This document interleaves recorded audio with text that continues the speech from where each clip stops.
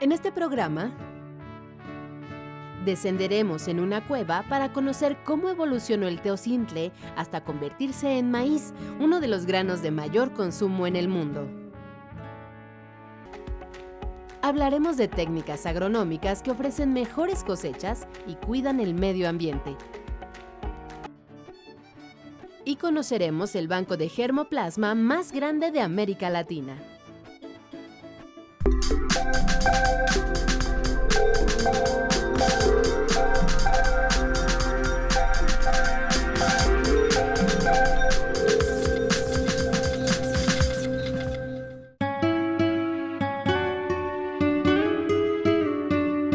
Bienvenidos a Factor Ciencia, soy Rafael Guadarrama y te saludo desde el Centro Internacional de Mejoramiento de Maíz y Trigo, el CIMMYT, localizado en Texcoco, en el Estado de México.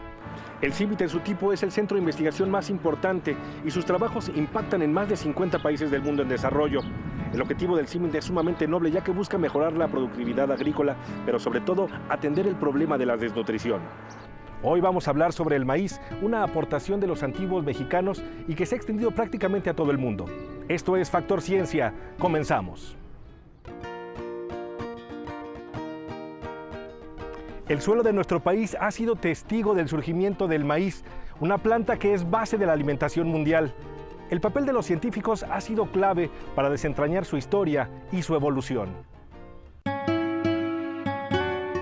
La relación que tenemos con el maíz es sumamente profunda. Podría decirse que nuestra civilización y la planta evolucionamos a la par. Estamos unidos por la raíz. El maíz posee estas formas, propiedades y colores gracias a la labor de nuestros antepasados que durante 8,000 años lo domesticaron y lo convirtieron en un alimento básico, a partir de variedades antiguas de la planta como el teocintle, una espiga muy delgada y de poco valor nutrimental, pero que con base en la selección de semillas y mazorcas evolucionó hasta obtener la diversidad de hoy en día, 64 razas y 20 variedades. El maíz, al contrario, el maíz se cambió su genética. El maíz actual ya no tiene nada de teocintle, o sea, es otra especie, es sola, independiente. En cambio, en sus orígenes tiene teocintle y tiene otra serie de pastos en su composición. Escogieron teocintle y otra serie de pastos que fueron cuidando y que fueron hibridizando hasta que llegó pues, el maíz. El maíz lo hizo el hombre. La intervención de nuestros ancestros para propiciar la evolución del maíz no es un mito. Se ha documentado a partir de hallazgos arqueológicos. De esto puede dar fe el suelo calizo de la Reserva de la Biosfera de Tehuacán-Cuicatlán, que comparten Puebla y Oaxaca. Concretamente, la localidad de San José Tilapa, en Coxcatlán, Puebla, donde se ubica esa enorme caverna llamada simplemente Cueva del Maíz. Fue una de las zonas de excavación donde entre 1960 y 1963 el arqueólogo estadounidense Richard McNeish, especializado en agricultura precolombina, encontró rastros de maíz antiguo. Los sometió a pruebas de carbono 14 y descubrió que tenían 5,000 años de antigüedad. Fue la prueba inequívoca de que estos terrenos fueron de los primeros sitios donde las antiguas sociedades domesticaron el maíz y le dieron forma. En estos trabajos participó el connotado arqueólogo mexicano Ángel García Cook. Y tuvimos la suerte de encontrar más de 100,000 restos de plantas preservadas. De estas 100,000 restos de plantas preservadas, había alrededor de 24,000 restos de maíz. 24,000 entre olotes, hojas, tallos, raíces de maíz, granos. Y de esos 24,000 había como 15,000 olotes, o sea, la raspa de maíz que se podía identificar perfectamente. Llevo ya más de 50 años, 54 años trabajando y no ha habido nada como Tehuacán en cuestión de cantidad de material. Aquellas muestras permitieron observar parte del proceso de evolución del maíz, porque se encontraban en estado parcialmente silvestre. Ofrecieron una instantánea del pasado en plena transformación de este grano de interés mundial. Estos olotes que encontramos de 5.200, resulta que tienen más del 50% de tiocintle en su composición y como el 24% o 20% de sea maíz. Entonces es un tiocintle amaizado y no un maíz artesanalizado. Entonces sí tenías razón, o sí es un maíz silvestre, o sea, está en proceso apenas de llegar a ser maíz. En años recientes, las investigaciones en torno a la cueva del maíz tomaron un nuevo rumbo, ahora con el fin de conocer a detalle la historia genética de la planta. Desde el 2012 se sumaron a la investigación científicos del Laboratorio Nacional de Genómica para la Biodiversidad, Langevio, en Irapuato, Guanajuato, del Centro de Investigación y de Estudios Avanzados del Instituto Politécnico Nacional, el CINVESTAV. Una de las cosas, de las grandes preguntas que surgen en el estudio de esta planta es saber si el proceso de domesticación fue gradual, más o menos cuánto tiempo llevó, si la separación original entre el maíz y su ancestro fue también mano del hombre o fue primero un proceso ecológico que después diera pie a que el hombre aprovechara esa situación y lo manejara. Los últimos estudios genéticos aceptados indican que la fecha en la que el maíz se separó de su ancestro fue hace 9.000 años. Y estas muestras que nosotros tenemos son hace 5.000 años. Entonces nos da una oportunidad magnífica de situarnos en un punto temporal intermedio y ver en ese preciso punto cómo estaba el genoma de esas muestras. La Reserva de la Biosfera de Tehuacán-Cuicatlán, como se ve, es un punto de referencia para la domesticación del maíz. The Tehuacán Valley is so rich in early historical and prehistoric materials, such as this and others, that the whole area really needs to be preserved and protected.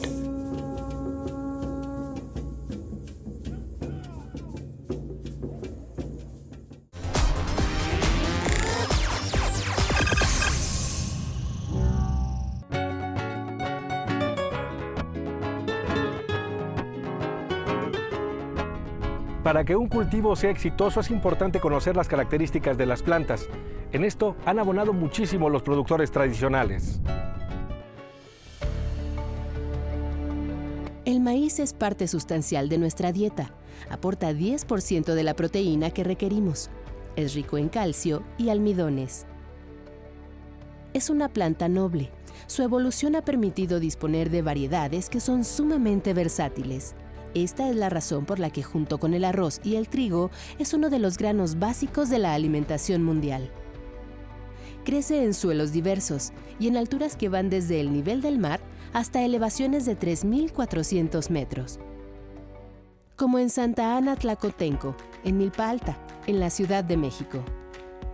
Este terreno de 1.3 hectáreas pertenece a Arnulfo Melo, un productor tradicional de maíz que ha decidido continuar con el oficio que le heredaron sus padres y abuelos. Se ha asesorado respecto a técnicas agronómicas que le permiten obtener alimentos de la tradicional milpa, pero con una noción muy clara: perturbar lo mínimo al ecosistema. No emplea agroquímicos ni semillas mejoradas. Destaca que en el país existen tantas variedades que para obtener una buena cosecha solo se requiere seleccionar las plantas adecuadas. En su terreno produce 3 variedades de maíz. El maíz azul por lo regular se ocupa por cuestión comercial, digámoslo así, pues la tortilla azul, ¿no?, que se maneja y pues es exquisita, deliciosa. El maíz blanco por lo regular lo ocupamos para las festividades y hacer los tamales, ¿no? Y el maíz rojo, que es, digamos, un maíz, una versión light, ¿no?, una versión ligera, porque este maíz lo que te permite hacer es desde un atole, desde un mazapán, desde una tortilla, desde un atole.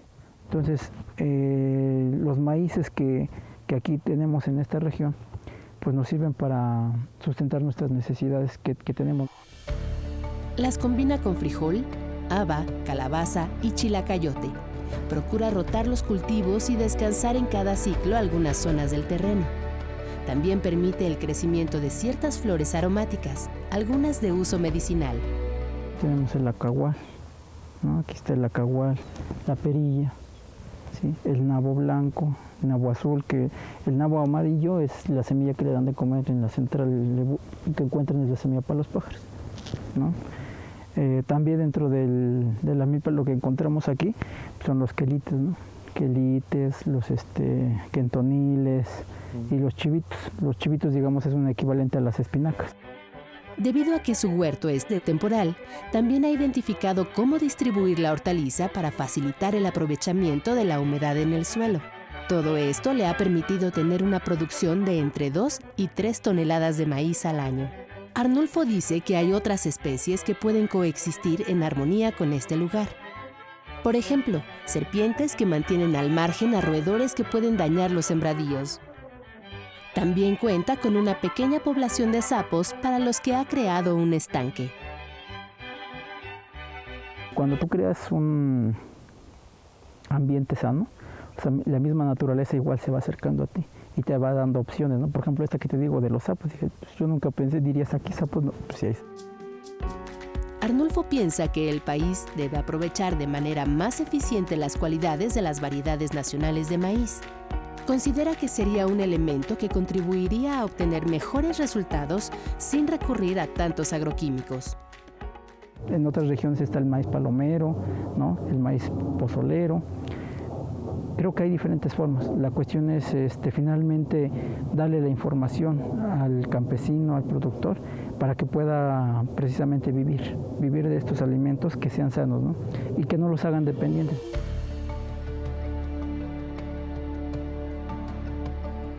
Si bien la agricultura por sí misma es un reto nacional, para productores como Arnulfo representa no solo sostener una forma de vida, sino la identidad nacional.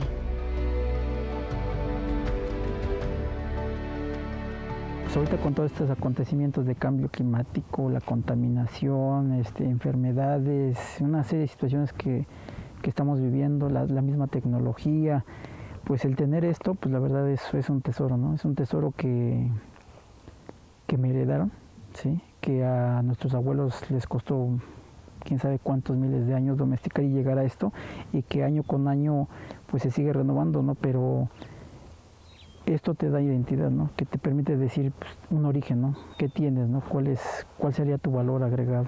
Que estas tierras también costaron vidas, costaron sangre, que representan pues mucho.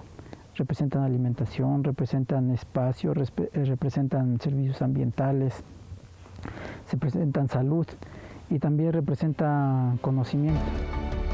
El maíz está presente en nuestro día a día, enriqueciendo en todo momento la gastronomía de las diversas regiones del país.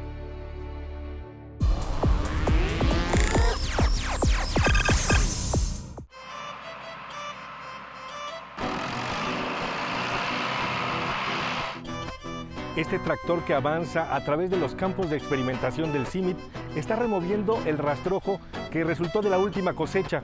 Esto es parte de la llamada agricultura de la conservación, una técnica que busca hacer a esta actividad más sustentable, pero sobre todo más exitosa. El cambio climático es una amenaza y lamentablemente es parte de nuestro presente. Fenómenos extremos como sequías, lluvias torrenciales, heladas y huracanes son resultado del daño que le hemos provocado al planeta. Hoy, la comunidad internacional se esfuerza por evitar que el calentamiento global eleve la temperatura más de 2 grados centígrados en este siglo XXI. Porque si la temperatura continúa en ascenso, la agricultura sería una de las actividades más afectadas y se pondría en riesgo la producción de alimentos. Para prevenir escenarios catastróficos, investigadores del Centro Internacional de Mejoramiento de Maíz y Trigo en el municipio de Texcoco, Estado de México, desarrollan estrategias como la agricultura de conservación, que tiene como objetivo garantizar la seguridad alimentaria y reducir el impacto ambiental. Trabajamos en 3 principios. Uno, en minimizar la labranza. Eso quiere decir que evitamos el removimiento del suelo, ¿no? 2, dejamos el rastrojo encima. El rastrojo es el residuo del cultivo anterior, ¿no? De encima de la misma parcela, porque es como un abono orgánico que ya aportamos al suelo. Y 3, buscamos una rotación de cultivos óptimas, ¿no? Para poder aprovechar mejor los nutrientes en el suelo. Entre menos se labra la tierra, se absorbe y almacena más carbono, aumentando su capacidad productiva. Al no quemar el rastrojo, se reducen las emisiones de dióxido de carbono. Si permanece sobre el suelo, actúa como una capa protectora que minimiza el deslave y la erosión. Y la rotación de cultivos evita la generación de plagas agrícolas. El CIMIT trabaja en parcelas experimentales donde se realizan pruebas para conocer el rendimiento de la producción y replicarlo en el campo. Por ejemplo, en esta parcela de maíz cultivada de manera convencional, los resultados son menores en relación con esta otra donde se aplicó agricultura de conservación. Que se puede ver la diferencia del tamaño, ¿no? Entonces la planta se creció mucho más fuerte en la parcela de agricultura de conservación. ¿Por qué? Mejor aprovechamiento del agua, ¿no? Dejando el rastrojo se absorbe mejor el agua, ¿no? Se crea una flora, una microflora y fauna mejor que hace porosidad en el suelo. Entonces el entorno donde crece la planta es optimizado. Con apoyo del Gobierno de México y la iniciativa privada, el CIMIT se enfoca en pequeños y medianos productores, brindándoles conocimiento y herramientas para generar mejores cultivos de maíz y trigo. Un trabajo de acompañamiento con el productor durante todo el ciclo agrícola. Aplicamos la ciencia, ¿no? Y lo vinculamos con el conocimiento local del productor, ¿no? Eso ha generado dentro del programa aquí en México con un impacto de casi 1 millón de hectáreas, ¿no? Hay casos específicos como en Yucatán se ha trabajado mucho en conservación de suelos para evitar que se hagan deforestación, ¿no? Entonces buscar la combinación entre conservar de biodiversidad con una producción más sustentable. El nuevo rumbo para el campo puede estar en prácticas agrícolas sencillas y tecnología climáticamente inteligente que permitan aumentar la producción de alimentos y ayudar a la conservación de los recursos naturales.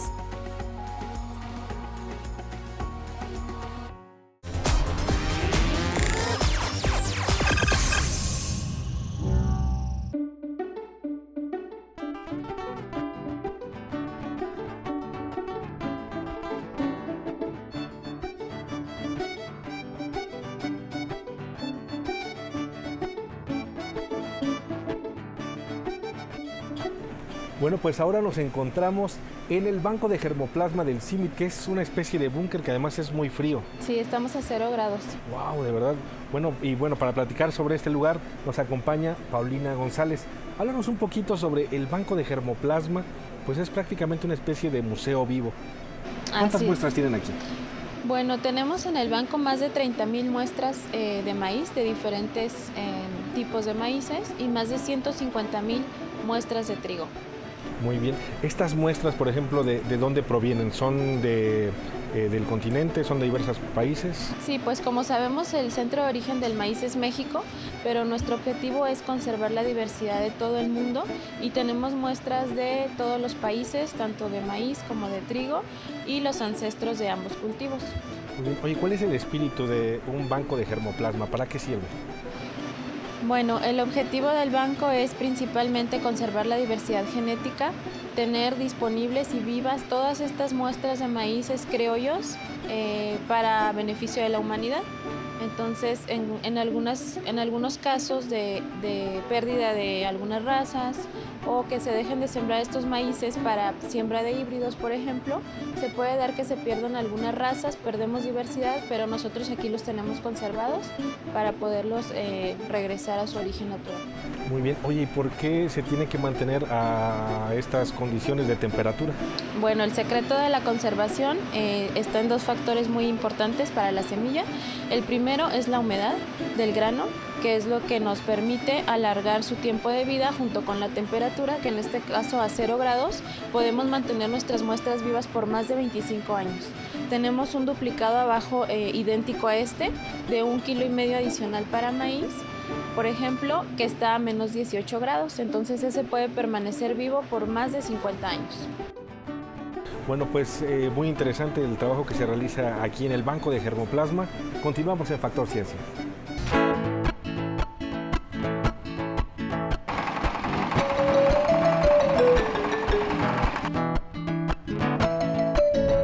Esta máquina que vemos aquí es obra del área de mecanización inteligente del CIMIT. Fue diseñada para hacer más ligero, más preciso y más eficiente el trabajo de los productores de pequeña escala. Aquí estamos en la área justo de maquinaria, de mejoras de maquinaria y mecanización inteligente. Lo que hacemos aquí es ver mecanismos de maquinaria agrícola e intentar de optimizarlo, mejorarlo o, si es necesario, rediseñarlo completamente para tener mejor eficiencia en campo.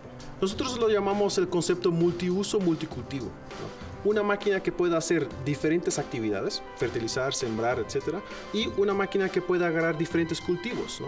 Sembrar maíz y trigo en diferentes etapas, ¿no?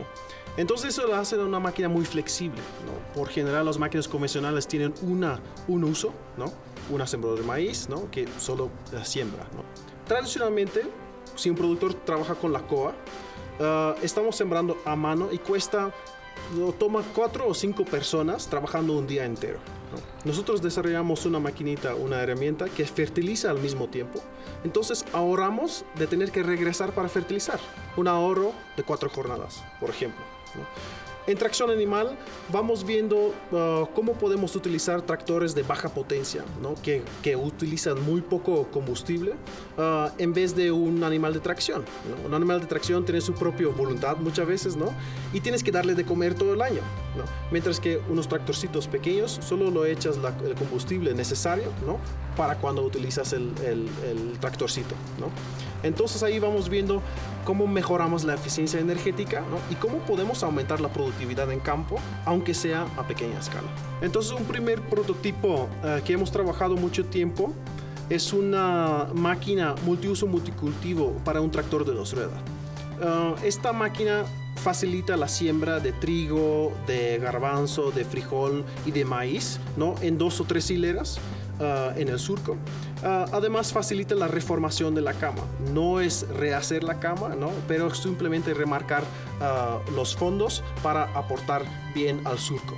Hicimos una aspersora igual para un tractor de 2 ruedas para ajustar o para traer la tecnología de aplicación de líquidos como insecticidas, herbicidas o hasta fertilizante foliar al alcance del pequeño productor. Nosotros trabajamos en el diseño y la validación de los prototipos, ¿no? Obviamente en el proceso de realizar un prototipo trabajamos con herrerías que nos ayudan en la construcción de esos prototipos, ¿no? Entonces los acompañamos en realizar el diseño, luego lo validamos en campo, ¿no? Y luego traemos las máquinas, capacitamos los productores cómo utilizarlo, ¿no? Eso está respaldado con una guía de construcción, ¿no? Que pieza por pieza está explicado por qué es, con qué materiales y cómo se hacen los cortes para poder duplicar esta máquina o para poder hacer refacciones. Me fui para un proyecto que teníamos en África, en Zimbabue, ¿no? Me pidieron para hacer unas réplicas de unas sembradoras que tenemos aquí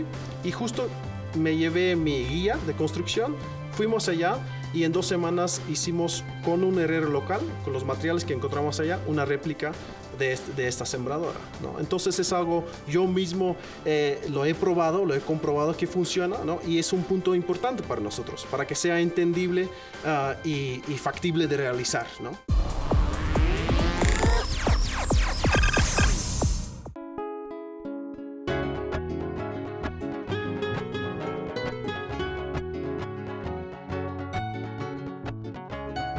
El CIMIT es un centro de investigación muy importante que a lo largo de 50 años ha generado muchos conocimientos en favor del mundo en desarrollo.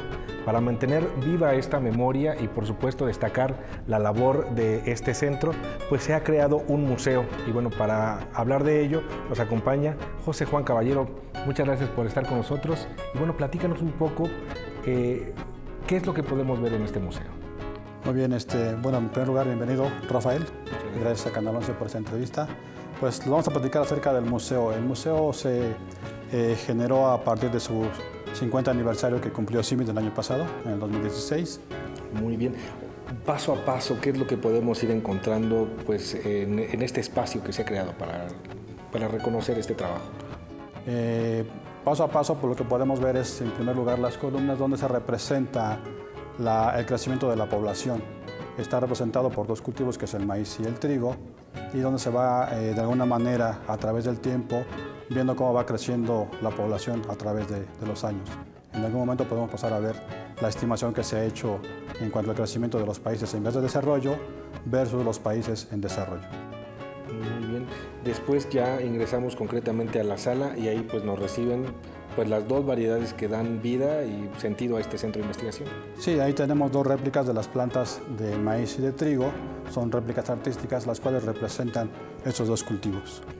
De alguna manera también tenemos en la parte entrando del lado izquierdo unas pantallas interactivas donde se tiene una línea del tiempo, la cual representa el origen del maíz, el origen del trigo y su evolución a través de los años, así como el impacto que ha tenido la generación de tecnología que se hace aquí en el CIMIT también.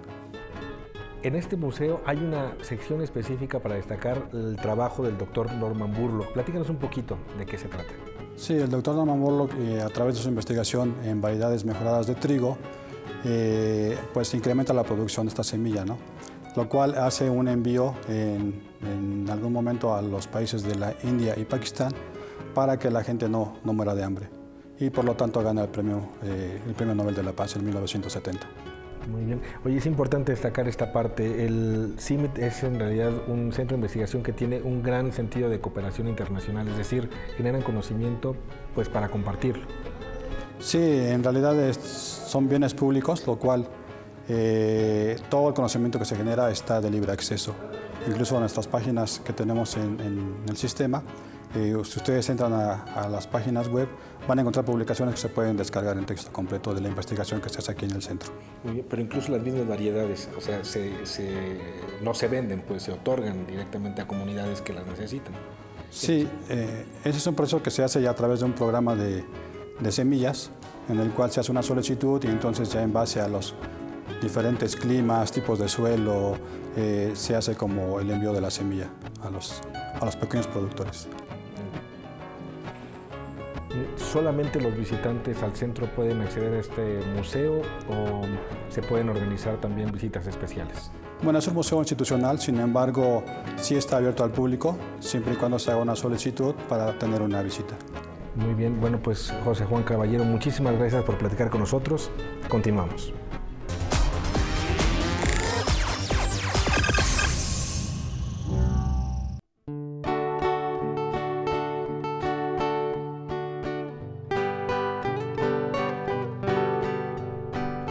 Espero que hayas disfrutado de este programa desde el Centro Internacional de Mejoramiento de Maíz y Trigo, organismo que ha mejorado el 50% de las variedades de maíz en los países en desarrollo. No olvides seguirnos a través de Internet, Twitter y Facebook. Nosotros continuamos investigando lo que sucede en el mundo de la ciencia y la tecnología. Yo soy Rafael Guadarrama y esto fue Factor Ciencia.